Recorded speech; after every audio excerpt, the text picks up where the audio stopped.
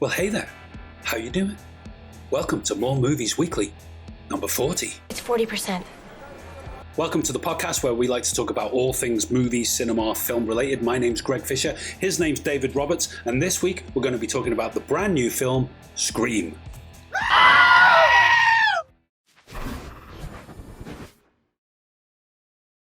So, Dave, we have been watching the new, a sequel, a requel, a reboot, a soft reboot, God knows. It's Scream 5. They're just calling it Scream, which was the name of the first movie. 25 years since the first film. My God, I'm so old.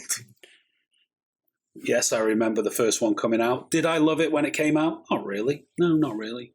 I think at the time when it came out, it was kind of a reference to, you know, a lot of those great 70s, 80s slasher movies, Halloween's, your Friday the 13th, stuff like that. It was a play on that. You got several sequels over the years since then. Obviously, each one that comes out, they get worse and worse, as is always the case, or mostly. Then they had the scary movie films. Remember those? Oh, yes. I actually did love those. I thought a couple of them anyway, they were really funny. First two especially. I remember us having a great laugh at Scary Movie 2, actually. Guy with the hand. Take my curtain. I made them by hand. Good fun, that. Great stuff. But anyway, flash forward, here we are, 25 years later. They're still doing it. We reacted to the trailer for this a couple of months back, whenever they released it. A little bit savage on Courtney Cox's face job. I feel bad about that. But getting that facelift, I was against it, but I was wrong. Anyway, enough about the plastic surgery. What about the film? Dave, please take over. Tell me everything I want to know about Scream 2022. Yeah. It's not great. No, it's not great. I guess we didn't expect it to be great, and it really isn't. There's not many positives to take from it. It kind of describes itself in the film, doesn't it? There's a moment where we know from, of course, the original that the Scream franchise is very meta humor driven. It loves to reference itself. It loves to reference outside of itself, try and act clever. And this worked in the first one a bit because it was a bit fresh. By this point, it's not a new idea. But there's a whole point, isn't there, in the middle of the film where they go on about it's not a remake or a sequel, it's a requel, because it still brings back from the original elements and follows on from it, but it's a remake essentially of the original kind of thing. And they go on about this whole bullshit of it. That is total bullshit. And you're sitting there kind of face palming as they're talking about it, and you're going, yeah, this is what this is. It's just a face palm film because it's so derivative and sad. You know, it's just like there's nothing new here. Okay, well, at all. This does not sound good. We've got two directors, Matt Bettinelli-Olpin and Tyler Gillette, or Gillette, whichever. Most films, to be honest, that have more than one director, unless, like we've said before, it's one of these sibling combos like the Wachowskis or the Coens or something like that. I always makes me go, uh-oh, because I'm just of the opinion most films are better when they got a singular vision. So they've got two here. You brought back the old stars. Courtney Cox is back. Neve Campbell is back. World Wrestling Champion David Arquette is back as Dewey. Arthur Doofus. Oh, is that true? Yeah, I forgot to swallow. You know, there's nothing new here. I don't really want to talk about it in any great detail for anyone who hasn't seen it. You know, I don't want to spoil the ending and stuff like this. So I'm going to try and avoid all that sort of stuff this week. But, you know, if you've seen the others, you've certainly seen this one. The main pull here is like is the trend at the moment. They're pulling back some of the old cast to star in it. They even reference that in this. They talk about Star Wars doing it. They talk about Halloween. They even mention Jamie Lee Curtis by name. You know, they talk about the fact that this is the trend at the moment. Bring back the old stars to reinvigorate the franchise, as if that's an excuse for the fact that they've done it in this one. And it just becomes like, I think unless you're absolutely invested in the franchise and you love the Scream movies, the 4 of them that have come beforehand, you're going to get nothing from this one. Well, yeah, and I think it's quite apt really they talk about Halloween because it's been brought up, you know, as another one that's, you know, done the bringing people back, and it's kind of, is it a sequel or is it a reboot? But in that case, when Halloween came back, 2018, I think it was, or something, they actually did a really remarkable job of that, of really refreshing the story and throwing out what wasn't needed and kind of just connecting it back to just the original and making something that felt contemporary and made sense, and the way they said it all out that actually worked. It took itself seriously. This just doesn't do that. So kind of like, it's like referencing that is almost like going, that's how it should be done. We're not doing that. We're just no, make a if mess, anything, it sort of drug it back to the 90s instead of dragging it forwards to the 20s here. You know, by using those old stars and bringing them forward. Really, it hasn't done anything new, and it's drug it back to what it was then. No different, really. Same old, same old.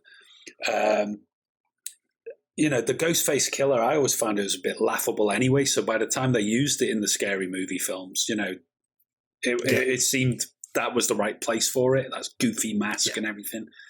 You know, I mean, at least when you look at someone like Michael Myers, like you said in the Halloween films, at least, you know, they haven't changed the costume there much either, but it is kind of unsettling still, that sort of faceless killer that, you know, it's got a sort of creepy edge to it. You think if somebody like that suddenly turned up in your house, you would be scared, whereas someone dressed like this, you think, go home. Go home. It's no threat, there's no scariness to it, it's just... You know. And it's supposed to be, you know, these films are meant to have humour in them, and there was a couple of moments I laughed, but not very much. No. And that's problematic, because if it's not scaring you, but it's not making you laugh either, then what's it meant to be doing? It actually became irritating. Yeah. There's moments in there where they keep on doing kind of false jumps. Oh, God. Scares on you. That was awful, wasn't it?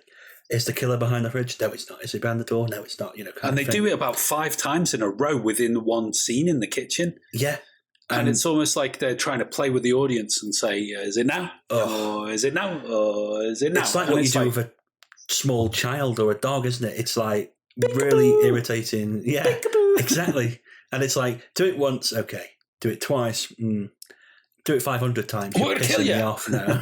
Yeah, it's really silly, and the writing was uninventive and banal, really lazy, if you ask me, because there was just no attempt to modernize it other than these references that they've stuck in there. The kids that they've got in there, all the new cast, just, you know, they didn't have really much chance to shine because they're just basically regurgitating the same old crap. Really formulaic. I noticed that they had the girl in there that was in Once Upon a Time in Hollywood. Her name is Mikey Madison. Yeah. All right, spoiler alert. I'm going to spoil this bit. They burn her to a crisp at the end. And I thought, this is what happened to her in Once Upon a Time in Hollywood. This girl, every film she's going to star in now, they're going to like, let's burn her. Let's set her on fire. She looks the type. She has got a sort of like evil looking face, you know what I mean? Which was well suited, I thought, in Once Upon a Time in Hollywood. She looked like one of the Manson family. In this, she just comes across as, you know, you want to set her on fire yourself. Let me flick that match. Okay then.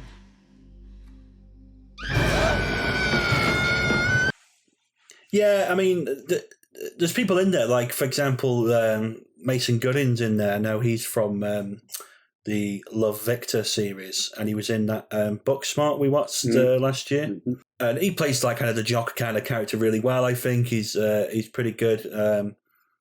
But you know, he's given something like this, and there's no character there. No, it's just wet and that's dialogue. The same with all of them. And you kind of feel sorry for him because you're there going, I know you can do it, but you've been given is drivel. You've been trapped in a 90s kind of movie. Yeah. And it hasn't managed to break away from that. That's what I found with this. That's the bottom line here, that it tries to reference itself so hard that it ends up back in the past, looking pretty pathetic, really. Jack Quaid, I wasn't impressed. I don't think he was great in this. In fact, I just wanted to... Yeah, he was. Just he was annoying. like a character from a sitcom, wasn't he? He was like really annoying. He was like a character from Scary Movie. Where is my daughter? Are you mad? I am your daughter. No, you're not. Yeah, it's one of them. I think the problem is, isn't it, that when they first came out, it was different Scream, because nothing had really done this before, and it was referencing what had come in kind of 80s horror. It was kind of referencing other films. Yeah. Then Scary Movie came along and just tore it a new one and showed how ridiculous it was. Yeah. And from that moment on, you can't kind of go back. And when by the time you get to this, it's not referencing other horror, it's referencing itself. And at that point, you've lost, haven't you? You know, and everyone's just really sitting there going, you know, I found myself thinking back, going, trying to remember the original film, but then going, was that in Scary Movie or was that in Scream? And I couldn't remember. It's just everything about it. She's in the hospital. She's there on her own. The door's open. You hear a weird noise outside. You can see it all coming. It's like this is so old hat now that really obvious, it doesn't work. It doesn't give you any kind of anxiety or fear of what's going to happen. There's no, decent scares in there at all. There's just nothing really. No. The only thing they do is stab people to death, and you got quite a bit of blood here and there, but so what? So what? And you don't care about these characters getting stabbed because the character development's been so bad that you just sit there going, okay. No, the best kill in it for me was the guy in the car park where he gets stabbed in the neck. And that's all. He just stabs him in the neck, and that's gone through the artery, and he just sort of bleeds out quite quickly. And I did think, well, that's quite realistic. At least it's not one of these like the others. They're stabbing them 20 times and they're still there going, ow, ooh, ee. Yeah. Silly. Very silly. Very silly. I don't think we need to waste any more time talking about it. I don't recommend this film to anyone. If you are a massive fan of the franchise, you're bound to enjoy it just because of all the little Easter eggs in there, all the little references and self-references to the franchise. Of course, you're going to enjoy that if you're a big fan of the 4 films. I don't remember any of the sequels. I probably watched Scream 2. But I don't remember watching Scream 3. If I did, I maybe did, but I don't remember it. Scream 4, I don't think I definitely didn't watch that at all. Yeah. I don't remember. And if they make any more, I won't be watching them. I'll be giving them a wide berth, I imagine. So that's my take on it. It's a thumbs down. Definitely. Okay, so in some movie news this week, got some items. I thought I'd start off with our friend Johnny Williams. Here's Johnny! Of course, one of the most famous composers in the history of cinema, without a shadow of a doubt. The man, the best. The man, a man who's not been so well in his older years and in the last couple of years. He hasn't done too much. He was involved with the previous Star Wars films, but only partially. There was other people taking more active role than himself in there. So he's kind of taken a bit of a step back, and with things like The Mandalorian and the Book of Boba Fett, he hasn't been involved in them. But the big news came out this week that he is going to be composing the themes for the new Obi-Wan series, which is really wonderful news. Wow. So really looking forward to that, and it seems like he's doing a couple of things because he's going to be involved in the 5th indie film, right? And Spielberg's new film, The Fabelmans, as well, which is coming out at the end of this year. Wow! So it seems like he's having a bit of a renaissance in the final years. Yeah, in the final years, he might live another 20 years, outlive us both. It's nice to know that he's he's back working again, and obviously his health issues have resolved to the point where he can do this stuff. Yeah. Exciting to know that he'll be returning to Star Wars a little bit, because, you know, we know how we feel about those last two big Skywalker Star Wars films. One of the worst things about that new trilogy for me was that the music seemed to take a back step, where it was always there forward. It was there, you know, great story, great visual effects, great music was almost right at the top. And the music, even, you know, in terms of like where it stands in the film and the volume and stuff, seemed to be back a little bit in the new films, wasn't quite as prominent, and that hurt it as well. And that partly to do with the fact that John Williams, like you said, didn't have as much to do with it. So it's good to know that he's back again. Yeah, and it'd be a treat. I mean, I have enjoyed the music in The Mandalorian Book of Boba Fett. It's been wonderful good, music. It's been one of the best parts of it. And but it's, you know, thinking it's kind of fitting, you know. Yeah. He wrote the original themes for Kenobi in the original film, so to bring him back for this is really fitting, really, I think. So that'll be really nice. Yeah. And of course he has to come back for Indy 5, I think. That probably makes sense. So in other big news this week, it came out that we've just been talking about him, Jack Quaid, who was in the Scream film, is going to be in the new Oppenheimer film, Christopher Nolan's next project, which is due up next year. That's 2023, is it? 2023. It's slated for at the moment. You never quite know these days. They keep on putting things back and changing things around. But it did make me think, I'll just have a quick look and see where the cast is at the moment. And I thought it'd be a great opportunity to just go through the litany of stars that's going to be in this film, because it's quite packed at the minute. Yeah.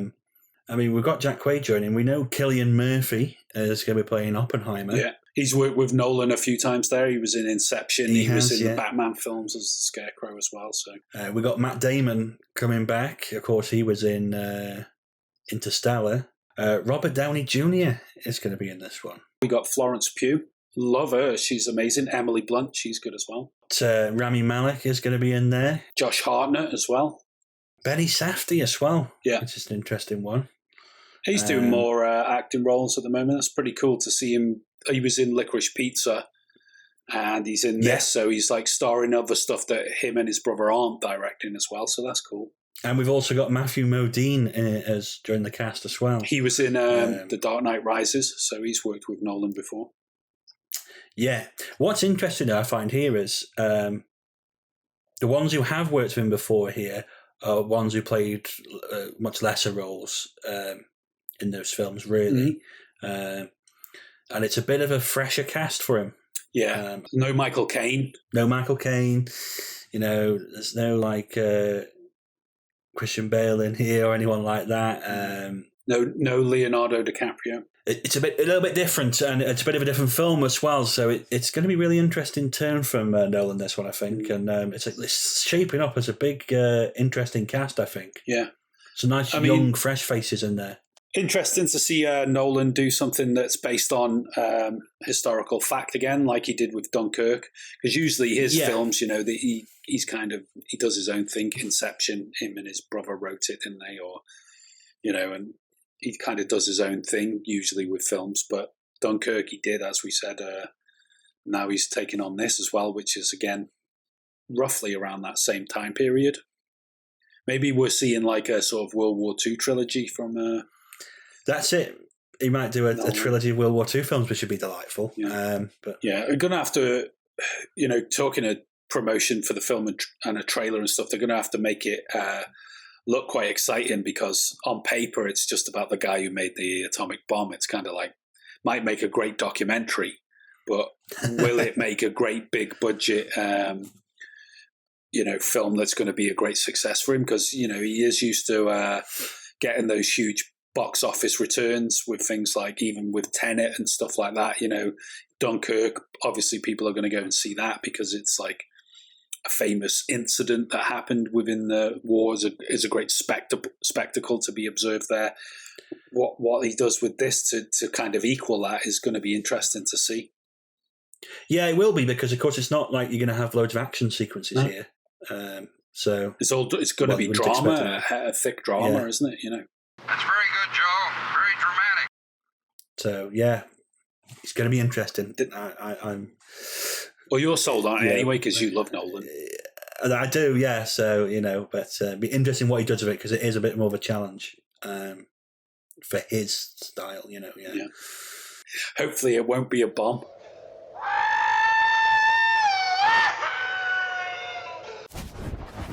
Well, that just leaves us enough time to tell you about what we've been up to elsewhere on the internet this week. We have done a trailer reaction to the new Baz Luhrmann film Elvis, which is about the king of rock and roll himself, Elvis Presley. That's due out in June. Trailer's just dropped, so if you want to see us react to that, that's up here on the channel. Link in the description below. Also, don't forget to join us on social media. We are at More Movies For You across the board. That's TikTok, Twitter, Instagram, all of those. You know the score. And if you want to have us chat with us on Discord, we have a Discord server. Again, the link is in the description below.